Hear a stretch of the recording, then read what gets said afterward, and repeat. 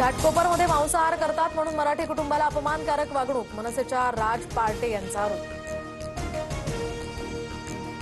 आता पहिलीपासूनच इंग्रजीबरोबर हिंदी सुद्धा आता सक्तीची, तर राष्ट्रीय शिक्षण धोरणाची राज्यामध्ये यंदापासूनच टप्प्याटप्प्यानं अंमलबजावणी।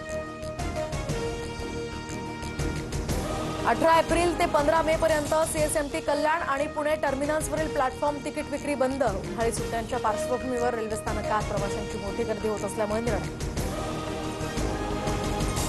साताऱ्यातल्या पाटण दौलतनगरमध्ये कोयना दौलत डोंगरी महोत्सव सुरू। इलेक्ट्रिक बग्गीतनं फेरफटका मारत आणि नदीपात्रात बोटिंगचा आनंद घेण्यासाठी या ठिकाणी मोठी गर्दी। पिंपरी चिंचवड पोलिसांकडून 1 टनाहून अधिकचा गांजा नष्ट केलेल्या गांजाची किंमत जवळपास 6,28,00,000 रुपये।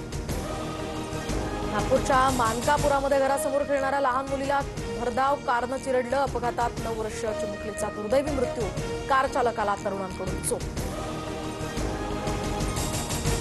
धाराशिवच्या कराळी गावामध्ये गोंधळातील जेवणातनं 16 जणांना विषबाधा। 16 जणांवर उमरग्यातल्या उपजिल्हा रुग्णालयात उपचार सुरू।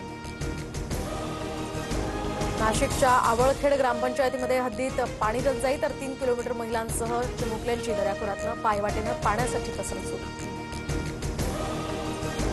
राजस्थान विरुद्धच्या रोमांचक सामन्यामध्ये सुपर ओव्हरमध्ये दिल्लीचा विजय, तर पॉइंट्स टेबलमध्ये 10 अंकांसह दिल्ली अव्वलस्थानी, तर राजस्थानचा हा सलग 3रा पराभव।